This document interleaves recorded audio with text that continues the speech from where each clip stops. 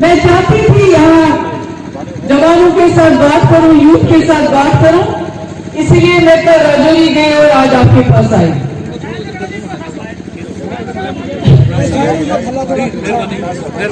एक साइड अगर आप सब नीचे बैठ जाइए, नीचे बैठ जाइए, फोन अपने लगा के नीचे बैठ जाइए। पीछे हो जाइए ना, थोड़ा राइट हो, थोड़ा सा पीछे से जो सुनने वाले हैं तो वही नहीं सुन पाएंगे। जो आज के हालात हैं, जो आप भी देख रहे हैं, हम भी देख रहे हैं, इसमें जो सबसे बड़ी जिम्मेवारी इस वक्त बनती है वो जवानों की बनती है, वो जो हमारी नई पीढ़ी इस वक्त है उनकी बनती है। क्योंकि जैसे बेग साहब ने फरमाया, 5 अगस्त के बाद जम्मू कश्मीर के हालात बिल्कुल उलट पलट हो गए, बिल्कुल हालात खराब हो गए। जो 370 और 35 है जो हमसे छीना गया, वो खाली हमसे हमारी जमीन नहीं छीन रहे हैं, वो हमारी नौकरियां नहीं छीन रहे हैं, उन्होंने हमसे हमारे सर की पगड़ी छीनी, मेरी बहन के सर से चादर छीन ली, हमारी इज्जत, हमारी आबरू उसको पांव के नीचे मसल दिया। और यही रुकने वाली बात नहीं है। आप सोचेंगे 370 गया, नहीं, ये तब तक नहीं रुकेंगे जब तक ये हमारा वजूद नहीं मिटाएंगे।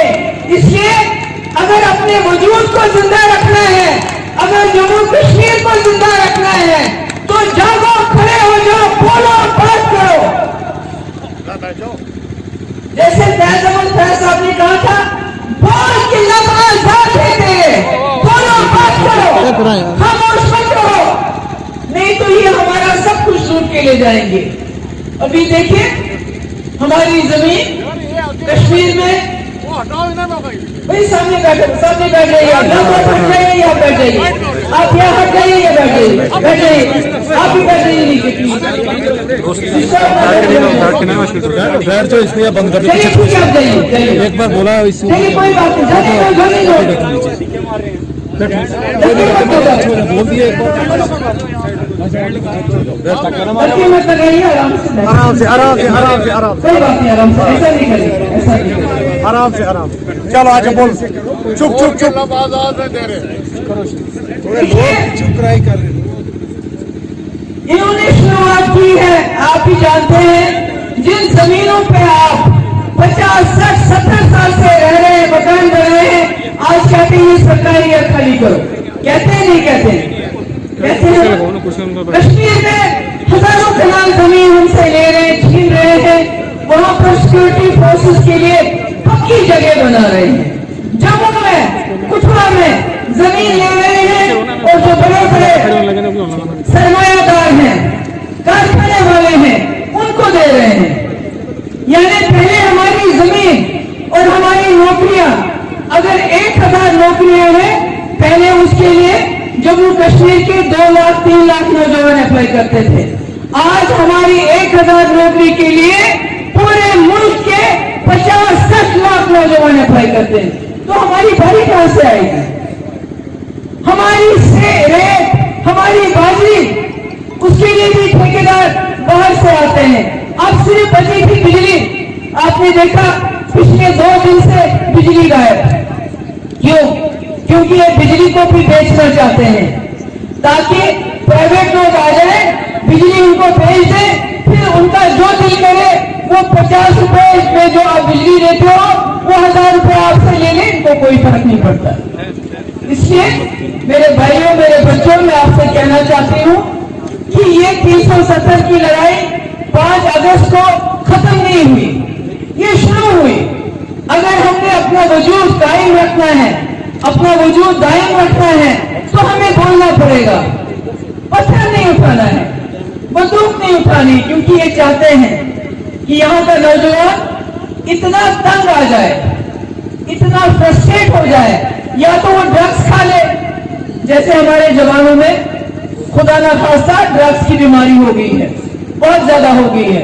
ये चाहते हैं कि ये जवान खत्म हो जाए, जैसा पंजाब में इन्होंने एक वक्त में किया।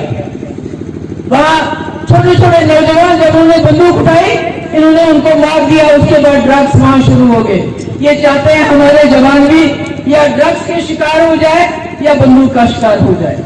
जब बंदूक उठाते हैं तो गोली मार देंगे, और उसके बाद किसी को OGW किसी को मिलिटेंट, किसी को व्हाइट कॉलर मिलिटेंट, किसी को कोई और नाम देते हैं। मेरा आपसे आज यहाँ आने का मकसद ये है कि मैं इलेक्शन के लिए नहीं निकली हूँ। आज इलेक्शन मुझे नहीं मालूम होते हैं नहीं होते हैं, क्योंकि ये इलेक्शन तब करेंगे जब ये आपको 100% बांट देंगे। जब इनको पता है जो आपका वोट है, मेजॉरिटी कम्युनिटी का वोट है, जो मुसलमानों का वोट है, हिंदू को तो अलग कर दिया है इन्होंने, दलितों को मार रहे हैं, उनको पीट रहे हैं, हिंदू को अलग कर दिया। अब जो मुसलमान है उनके हिस्से करना चाहते हैं।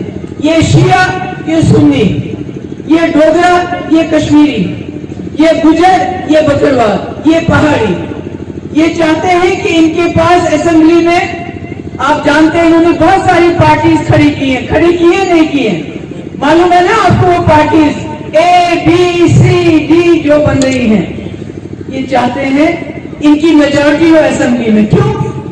इसलिए नहीं कि आपको सड़क, बिजली, पानी देना चाहते हैं, नहीं, ये जमातें जो गैर आईनी, गैर कानूनी फैसला 5 अगस्त को इन्होंने पार्लियामेंट में किया, किसके बलबूते पे किया?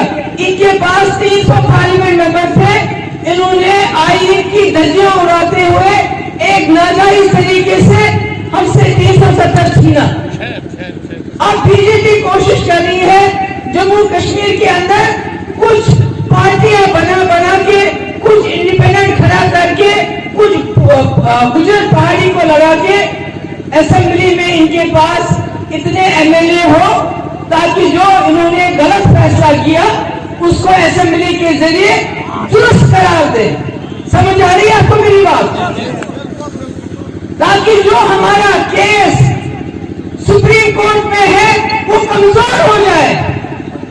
इसलिए मेरे बच्चों, मेरे भाइयों, मेरे नौजवानों, मेरे बुजुर्गों, आपको मैं सलाम करती हूँ। आप भी ये जलसे में आ गए। हमें होशियार रहना है, हमें अपने जम्मू कश्मीर के वजूद के लिए लड़ना है। मेरे वालिद मुफ्ती मोहम्मद सईद साहब, जिनको आप जानते हैं, जिनकी आप तारीफें करते हैं, और जैसे मैंने कहा, जैसे बेग साहब ने भी कहा, मैंने यहाँ तमाम नौजवानों की तकरीरें सुनी, और यकीन मानिए कश्मीर में हम लोग, हमारे बड़े बड़े लीडर भी इतनी अच्छी तकरीरें नहीं करते। आपने मुफ्ती साहब की तारीफ की कि मुफ्ती साहब ने इस कौम के लिए क्या किया, मगर आपको एक बात का पता नहीं, मुफ्ती साहब ने जाते जाते आपके लिए, इस कौम के लिए जो सबसे बड़ी कुर्बानी दी थी, वो बीजेपी के साथ हाथ मिला के अपना वजूद खत्म करके जम्मू कश्मीर के मसले को हल करने के लिए किया था। क्योंकि जब तक जम्मू कश्मीर का मसला हल नहीं होगा, तब तक यहाँ अमन नहीं होगा, जब तक अमन नहीं होगा तब तक कारखाने नहीं लगेंगे, तब तक नौकरियां नहीं मिलेंगी, तब तक नौजवान हमारा बेरोजगार रहेगा।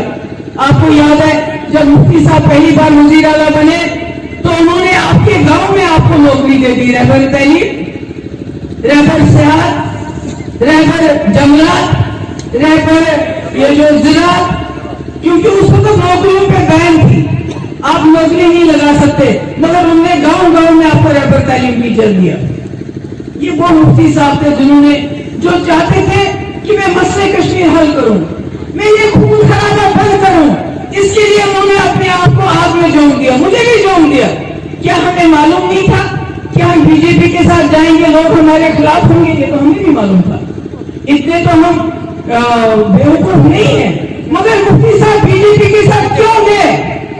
क्योंकि वाजपेयी ने मसले कश्मीर हल करने के लिए कुछ कदम उठाए थे, और मुफ्ती साहब ने सोचा कि मोदी जी रोज कहते हैं मैं वाजपेयी के नक्शे कदम पे चलूंगा, नक्शे कदम पे चलूंगा, तो ये मसले कश्मीर हल करने में मेरी मदद करेंगे, ये जम्मू कश्मीर में खून खराबा बंद करने में मदद करेंगे, ये जम्मू कश्मीर में यतीमों की फौज रोज रोज बनने में बंद करेंगे। मगर बदकिस्मती मुफ्ती साहब नहीं रहे, और हमारे साथ 2019 का सानिया हुआ, बहुत मुसीबत होगी, और आज हमें हिम्मत नहीं हारनी। आपने देखा किसान गए, 750 शहादतें दी उन्होंने, और उन्होंने अपना मकसद हासिल किया। हम जम्मू कश्मीर के लोगों ने तो हजारों शहादतें दी हैं पिछले 30 साल में। क्या ये मुमकिन है अल्लाह ताला हमारी हजारों शहादतें कबूल नहीं करेगा? क्या ये मुमकिन है ऐसा? क्या जमीन में अगर पानी का कतरा गिरता है तो भूटा उभर के आता है, और जब खून गिरता है तो मसला कश्मीर हल उभर के आ जाएगा। ये आपको यकीन होना चाहिए। मुझे मालूम है कि मेरे नौजवान इस वक्त पढ़े लिखे बेरोजगार बेकार हैं, नौकरियां निकलती हैं 1000 तो उसमें पूरे मुल्क को हिस्सा जाता है। जिस तरह हमारी बिजली पूरे मुल्क में जाती है और हमारे घरों में अंधेरा है। हमारी जमीनें आप लोगों ने जो एग्रीकल्चर की लैंड है उसको भी तब्दील कर दिया। क्यों? आपके लिए तब्दील नहीं किया, हमारे लिए तब्दील नहीं किया, इसलिए तब्दील किया ताकि बाहर के लोगों को यहाँ की जमीन खरीदने में सब कुछ देखते रह जाए। होने के सब कुछ, क्या बात नहीं कर रहे क्या हम? इसीलिए बात करना जरूरी है। तभी मैंने बोला बोल के लब आजाद कर दे रहे। हम कोई हाथ में पत्थर नहीं उठा रहे, बंदूक नहीं उठा रहे, हम अपनी बात कर रहे हैं और हम बात डंके की चोट पे पढ़ाई करेंगे, क्योंकि हमने गांधी के मुल्क के साथ इलाज किया है, गोडसे के मुल्क के साथ नहीं।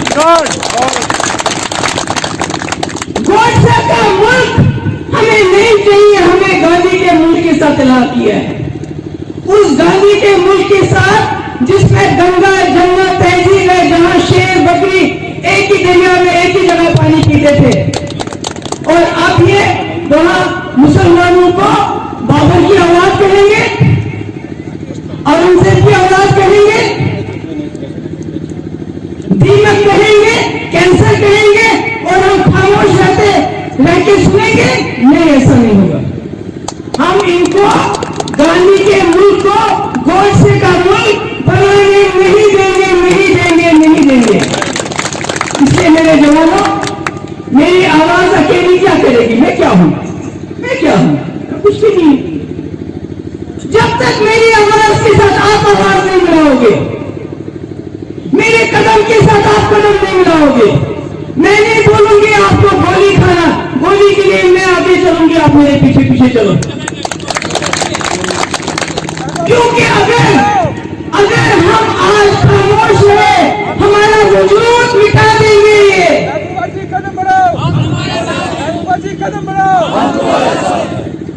अगर हम आज खामोश रहे, तमाशा नहीं बनते रहे, ये हमारा वजूद मिटा देंगे। फिर बाहर से लोग आएंगे, बोलेंगे वो गुजर कैसा होता था मुझे दिखाना, वो पहाड़ी कौन होता था मुझे दिखाना, वो कश्मीरी कौन होता था मुझे दिखाना, वो डोगरा कौन होता था मुझे दिखाना, वो बकरवाल कौन होता था मुझे दिखाना।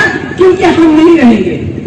इसलिए हमने हिम्मत करनी है, हौसला बुलंद करना है अपना, और हमने एक ही रस्सी को पकड़ना है। आज मुझे खुशी है, यहाँ हमारे नौजवान जावेद ऋषि साहब उन्होंने ज्वाइन किया हमें, उसके लिए मैं उनको मुबारकबाद देना चाहती हूँ। आ जाइए जावेद साहब, थोड़ा सामने आइए। और शाइस्ता सलमा जी जिन्होंने इलेक्शन लड़ा, उन्होंने भी हमें ज्वाइन किया। ये छोटा भाई मेरा आ गया, हमारे साथ आ गए। ये इन्होंने कहा हम आपकी लड़ाई में आपका साथ देने के लिए आ गए। मुझे ऐसे ही जवानों की, ऐसे ही बच्चों की जरूरत है जो जम्मू कश्मीर का खोया हुआ वकार वापस लाने में मेरा साथ देंगे, जद्दोजहद करेंगे, आगे आगे चलेंगे। मैं आगे, मेरे पीछे पीछे। मैं आप सब नौजवानों की जिन्होंने मेहनत की इस फंक्शन को कामयाब करने के लिए, पेरेंट बॉडी की, ये जो पेरेंट बॉडी हमारे डिस्ट्रिक्ट प्रेसिडेंट बाकी जिन्होंने बहुत मेहनत की, बहुत अच्छा इन्होंने ज्वाइन किया, और मैं इनकी भी बहुत शुक्रगुजार हूँ, आप लोगों की भी बहुत शुक्रगुजार हूँ, और उम्मीद करती हूँ कि आप मेरी इस जद्दोजहद में, मेरी इस जो तहरीक है, इसमें मेरा साथ देंगे, और हम जम्मू कश्मीर में न सिर्फ 370 35 से बल्कि सूद के समेत सब कुछ वापस